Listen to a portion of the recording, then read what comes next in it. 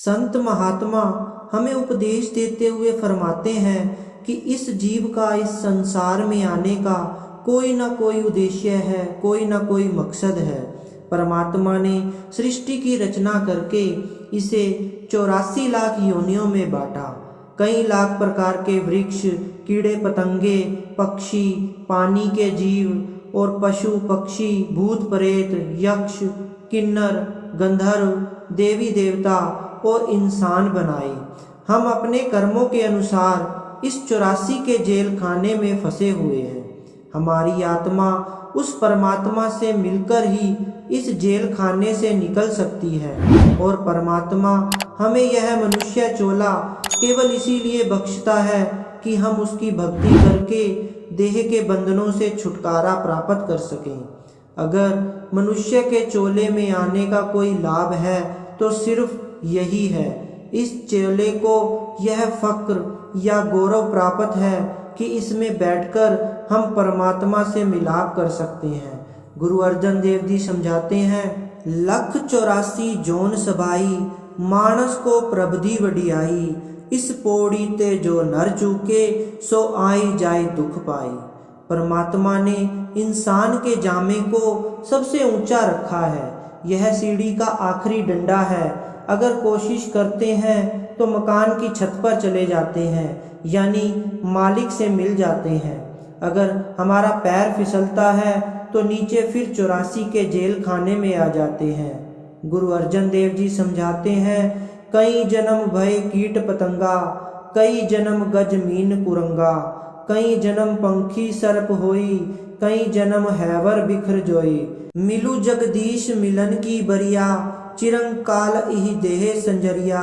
अर्थात हमने कई जन्म कीड़ों पतंगों, हाथी, मछली, हिरण, जन्म पक्षी सांपों के मिले हैं। कई जन्म घोड़ों, पशुओं और पेड़ पौधों के पाए हैं। काफी समय के बाद उस परमात्मा ने अपनी भक्ति के लिए हमें यह इंसान का जामा बख्शा है। हमें इससे पूरा फायदा उठाना चाहिए। मौलाना रूम फरमाते हैं, मैं वनस्पति की तरह कई बार पैदा हुआ हूँ और 970 शरीर मैंने देखे हैं। एक और फकीर फरमाते हैं, गाहे शजर दर बाग हा, गाहे समर बर शाख हा।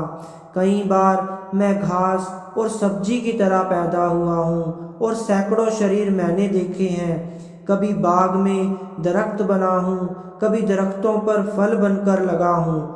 ऋषि मुनियों ने मनुष्य देह को नर नारायणी देह कहकर बयान किया है। मुसलमान फकीर इसे अशरफुल मखलूकात कहते हैं और यहूदियों का ख्याल है कि परमात्मा ने हमें खुद की शक्ल पर बनाया है। कबीर साहिब भी यही समझाते हैं, कबीर मानस जन्म दुलम्भ है, होई न बारंबार, जीव बन फल पाके भुई, गिरही बुहरी न लागी डार। अर्थात जिस तरह वृक्ष से फल पककर नीचे गिरता है तो वह फिर वृक्ष से वापस नहीं जुड़ सकता, इसी तरह अगर हम इंसान के जामे को अब व्यर्थ गंवा बैठेंगे तो फिर यह अवसर बार बार नहीं मिलेगा। स्वामी जी महाराज जी का भी यही उपदेश है, मिली नर देह ये तुमको, बनाओ काज कुछ अपना, पचो मत आए इस जग में, जानियो रैन का सुपना, देह और ग्रह सब झूठा, भरम में काहे को खपना। अर्थात यह इंसान का जामा परमात्मा ने हमें अपना काम करने के लिए बख्शा है। अपना काम वही है जो हमें वापस ले जाकर उस परमात्मा से मिलाता है। वह काम परमात्मा की भक्ति है। यह दुनिया एक रात के सपने की तरह है, इसकी कोई असलियत नहीं है। इसे देखकर यह कभी नहीं भूलना चाहिए कि जो कुछ भी हम अपनी आँखों से देख रहे हैं, चाहे वो जमीन जायदाद, धन दौलत, रिश्तेदार और यहाँ तक कि हमारा शरीर भी एक दिन हमारा साथ छोड़ देगा। इसलिए आप उपदेश देते हैं कि इस अमूल्य अवसर से लाभ उठाओ। बाल बच्चे, दुनिया का खाना पीना, ऐशो इशरत आदि सब हमने पिछले जन्मों में भी मिलते आए हैं। अगर कोई ऐसी चीज है जो हम पहले नहीं कर सके और केवल अब कर सकते हैं तो वह सिर्फ परमात्मा की भक्ति है। लेकिन जिस मकसद के लिए हमें परमात्मा ने यह मौका बख्शा है उसे हम इस देह में बैठकर बिल्कुल भूल गए हैं। विषय विकारों, शराबों कबाबों, कौमों मजहबों और मुल्कों के झगड़ों और इंद्रियों के भोगों से हमें फुर्सत ही नहीं मिलती। हम समझते हैं बाबर एक कोश की ही आलम दोबारा निस्त कि इंसान का जामा शायद फिर ना मिले, अब खूब ऐश कर ले। इस प्रकार हम इस सुनहरी मौके को मुफ्त हाथ से खो बैठते हैं। हम इंद्रियों के भोगों में इतने फंस जाते हैं कि अपनी मौत को भी भूल जाते हैं। रोज देखते हैं कि हमारे साथी हमारा साथ छोड़ रहे हैं, बल्कि हम खुद उनको शमशान भूमि में छोड़कर आते हैं और अपनी आँखों से देखते हैं कि दुनिया की कोई भी चीज़ उनके साथ नहीं जा रही। लेकिन हम मन में हमेशा यही सोचते हैं कि मौत शायद औरों के लिए है, हमारे लिए नहीं है। हमारे लिए तो दुनिया के सैर रंग तमाशे हैं।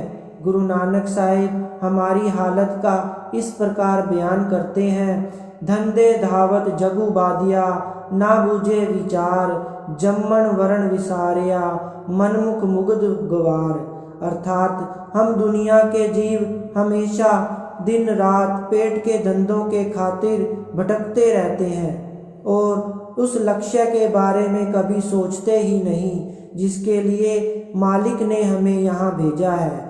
हमारे अपने घर में आग लगी हुई है और हम लोगों की आग बुझाने की फिक्र करते रहते हैं। अपना घर लूटा जा रहा है और हम दूसरों के घरों की चौकीदारी करते हैं। हम अपना बोझ उठा नहीं सकते और पराए गधे बने बैठे हैं। अपने आप को भी धोखा दे रहे हैं और दुनिया को भी धोखा दे रहे हैं। हम कितने मनमुख मुग्ध और गवार बने बैठे हैं कि हमें अपने मरण जमन को भी भूले बैठे हैं। स्वामी जी महाराज समझाते हैं, कहूँ क्या काल जग मारा, जीव सब घेर भरमाई, नहीं कोई मौत से डरता, खौफ जम का नहीं लाई। यही कबीर साहिब जी का भी कथन है, क्या लेकर जन्म लियो है, क्या लेकर जाओगे, मुट्ठी बांधकर जन्म लिया, हाथ पसारे जाओगे।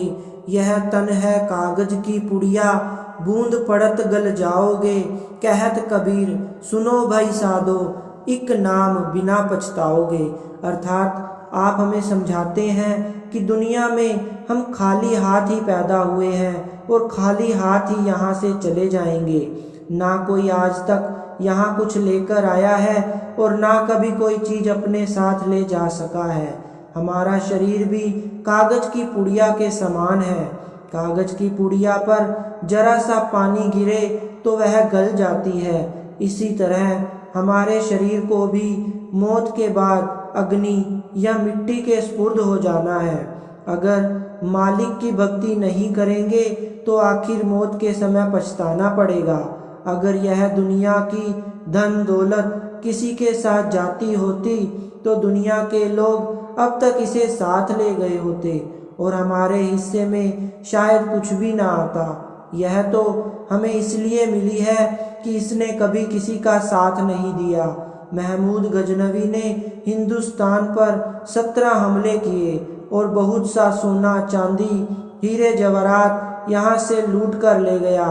उसको प्राप्त करने के लिए उसने कितने गरीबों का खून किया, कितनी औरतों को बेवा और बच्चों को यतीम किया। जब उसकी मौत का समय आया तो उसने अपने अहलकारों को हुक्म दिया कि जो भी मैं हिंदुस्तान से लूट कर आया हूँ उसको एक खेमे में लगाकर दिखाओ। जब सारी दौलत को नज़र भर देखा तो उसकी आंखों में आंसू भर आए। एक ठंडी आह भरकर उसने सोचा कि जिस दौलत को हासिल करने के लिए मैंने इतने जुल्म और अत्याचार किए, आज उसमें से मेरे साथ कोई भी चीज़ नहीं जा रही। उसने हुक्म दिया कि मौत के बाद मेरे हाथ कफन से बाहर निकाल दिए जाएं, ताकि लोग देखें कि मैं खाली हाथ जा रहा हूँ और मेरी ज़िंदगी से सबक ले। जो चीज़ें यहीं रह जाने वाली हैं उनके साथ हम कितना प्यार करें। उनको प्राप्त करने के लिए दिन रात भटकते फिरते हैं। पापा बाजू होवे नाही मुया साथ न जाई। जो पाप किए बिना प्राप्त नहीं होती और मरने के साथ नहीं जाती, उस पर हम जान देते हैं। और जो चीज़ वास्तव में हमारी अपनी है और जिसे हमें अपनी बनाना चाहिए, उसके बारे में हम कभी सोचते ही नहीं। हजरत ईसा भी यही कहते हैं, नाशवान पदार्थों के लिए मेहनत ना करो, बल्कि उस पदार्थ के लिए मेहनत करो जो अनंत तक जीवन तक रहेगा, जो मनुष्य का पुत्र तुम्हें देगा।